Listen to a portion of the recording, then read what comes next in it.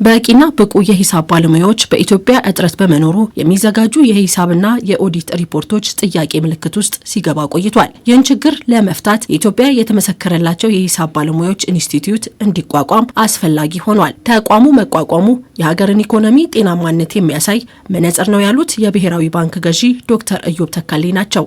የአካውንቲንግ ፕሮፌሽን የአንድ ሀገር አጠቃላይ ኢኮኖሚ ጤናማነትን የምናይበት መነጽር ነው። ኢንቨስተሩም የቢዝነስ ባለሙያውም ባንኩም መንግስትም ሀገር ምን ላይ እንዳለ የሚያሳይ መስታወት ነው። ይሄ በአግባቡ ካልተሰራ አጠቃላይ ኢኮኖሚ እንቅስቃሴውን መረዳት አይቻልም። በሀገራችን ደግሞ ትልቅ የአካውንቲንግ ፕሮፌሽን እጥረት አለ። የእጥረቱም አለ። ሁለተኛ የባህልም ችግር አለ።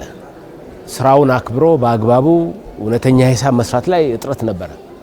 እንግዲህ አቤ የምንለው የአካውንቲንግና ኦዲት ቦርድ ይህን በማስተካከል ረገድ በጣም ብዙ ስራ ሲሰራ ቆይቷል። አሁን ደግሞ ራሱ ባለሙያዎቹ ኃላፊነት ወስደው ዲሲፕሊኑን የሚመሩበት ብዙ ባለሙያ የሚበቃበት ተቋም ነው የተቋቋመው ማለት ነው። የገንዘብ ሚኒስትር አህመድ ሺዴ በበኩላቸው ኢንስቲትዩቱ ስራ መጀመር ዘመናዊና አስተማማኝ የፋይናንስ ስርዓት በመገንባት ለአጠቃላይ ኢኮኖሚ እድገት ጉልህ ሚና ይኖረዋል። ለፋይናንስ ስርዓቱ የጀርባ አጥንት ከመሆን ባለፈ አስተማማኝ የፋይናንስ ዘርፍ እንዲፈጠር ህብረተሰቡ ስለ ፋይናንስ ዘርፉ በቂ ግንዛቤ እንዲኖረው ለውሳኔ ሰጪዎች ከፍተኛ ጠቀሜታ እንዳለው አስረድተዋል።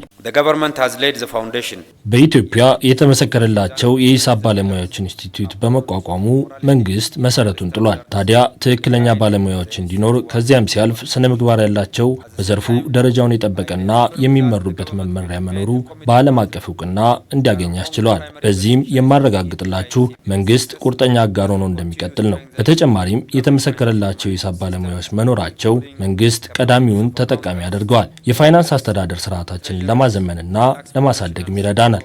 በተለይም በመንግስት ተቋማት ስር የሚገኙ የሂሳብ ባለሙያዎች፣ ኦዲተሮች፣ ሰነድ አውጪዎችንና የግብር ባለሙያዎችን ጥቅም በማሳደግ ሚናው ከፍ ያለ ነው። እንደ ሀገር የተመሰከረላቸው የሂሳብ ባለሙያዎች በበቂ መልኩ ባለመኖሩ በተለያዩ የመንግስትና የግል ተቋማት የሚሰሩ የሂሳብ ስራዎች ግልጽነት የጎደላቸው ነበር። ይህ ተቋም በሂሳብ ዘርፉ እንደ መስታወት ሆኖ ያለውን ችግር አጥርቶ በማውጣት ለሀገር ኢኮኖሚ አስተዋጽኦ ያደርጋል። አሁን እንደዚህ አይነት ተቋም መፈጠሩ በርካታ ባለሙያዎችን ያፈራል።